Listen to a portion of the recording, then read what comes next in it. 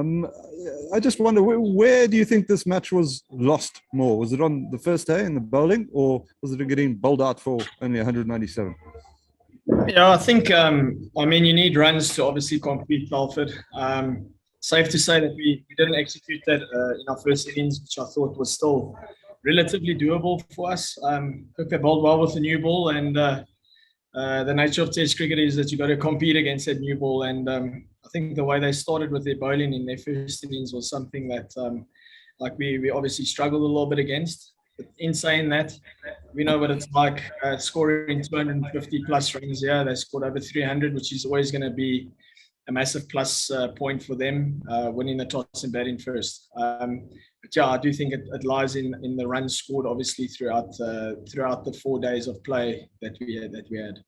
Dean, given the fact that it's been 6 months since you guys played a test match, just what are the lessons that your players can take out of this going into the next one? I would say playing 4-day or 5-day cricket is something that you can't replace. Be as it may, the schedule didn't allow us for our players to play a lot of first-class cricket, and obviously maybe a little bit of match awareness and match fitness point of view was a little bit evident. By no means is that an excuse. We knew that coming into the series. But saying that, I think there's a lot of learning pointers for us that the basics of the game still applies. I don't think we had that with regards to the batting point of view. Obviously, day one, we started reasonably okay, and then we brought it back after lunch, which was a massive plus point for us. We almost got ourselves on level pegs by tea time on day one, and then we let it go. And I think the run rate was a little bit too high for us to try and manage and bring down again. Saying that, opposition being three wickets down on day one is something that is always going to almost hurt you as an opponent. I just want to a guy like Keegan Peterson, he looks very good when he gets in, when he drives the ball, but he's been going in very early in all his tests so far. Is it maybe an option to shift him down the order a bit, to protect him a bit more in? Yeah, you make a valid point there, Tianis. I think it is something that it will be a conversation over the next few days of us potentially exercising that. Bearing in mind, KP's come in and he's played in 3 test matches, and the 3 batting conditions that he's experienced have been relatively tough for batters.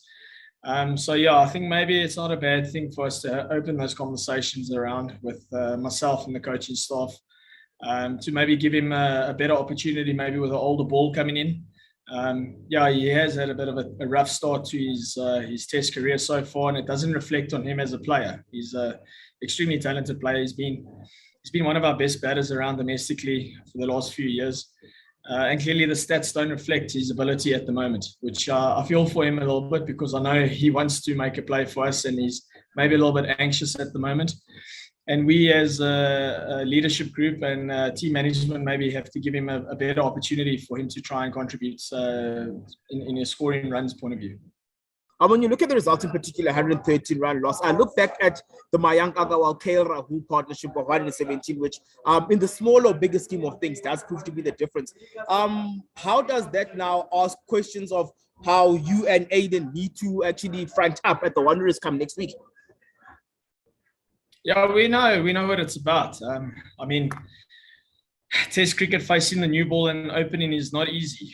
You get a good ball and you go and sit and watch the rest of the game, and that's the nature of the beast sometimes. They executed their basic fundamentals of opening the batting to a T. They utilised the first hour, the first session in their favour. They played pretty well. They left the ball very well. So you got to give them a little bit of credit around that.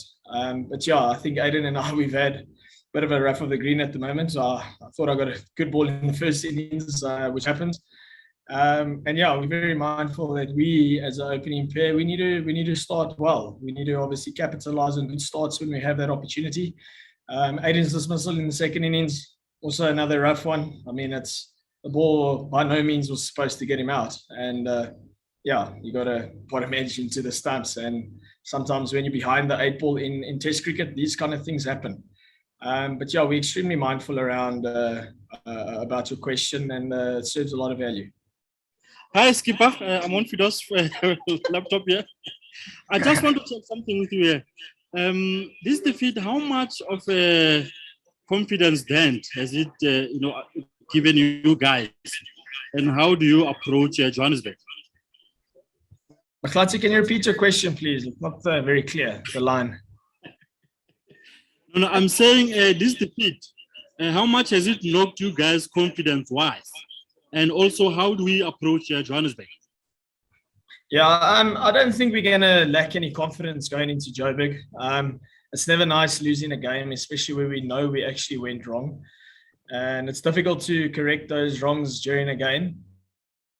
But hopefully, building up to the Wanderers test, the second test, we're going to have some time to reflect and learn around what's happened. But I don't think it's going to dent our confidence going forward. We still have had a relatively good run the last 6 months. We've only had 3 games, but we've won 2. So we've got to utilize those kind of good energies that we've had. So yeah, we're definitely going to sit down and break up the game. And as a group, we're going to definitely come back harder. Well, it's kind of what I expect our guys to be doing anyways. Hi, Dean. I just want to ask about the all-rounders position. I mean, obviously, Vian has been picked as your seam bowling all-rounder, but it seemed like Marco Jansen showed us that, he could be competing for that position as well. Would you consider him in that way, or like, what are you looking to do there? Especially because Duan might come back. Yeah, I think those resources are at our disposal at the moment. I think we're going to definitely look into that. I think it ties in with quite a lot of the things that we're going to sit down and chat about. But Vian had a pretty good game with the ball. Obviously, he's not living up to his kind of standards that he's setting himself with the bat currently, which is something that we'll also chat to him about. And in this environment, you have to have those open conversations in order for this environment to grow and for our individuals to grow. But yeah, Marco came in and I thought he had a brilliant debut. I think he was our player of the game in saying that he's come into a really, really tough situation. And he definitely didn't shy away from his responsibilities within the side. But yeah, I think it is an area of us to have a chat. I know carrying 2 all-rounders is maybe never ideal, but in saying that, that was the options that we were dealt with, especially with Duan not being able to play because of his COVID setback that he had. So yeah, it's an area that I'm sure we'll chat about. Hi, Dean. Dean, having faced the Indian attack in the first test, which Indian bowler would pose threat to South Africa in the coming 2 games, according to you? Yeah, I think Shami obviously posed a bit of an issue for our right-hand batters. Obviously, his wickets in the first innings reflects on that. And I would say Bumrah, Jasper is someone that's always running with energy, high energy, irrespective of if he's going for runs or not. So he's always going to challenge you as a batter. And you've got to be very mindful of facing both of them. But saying that, I think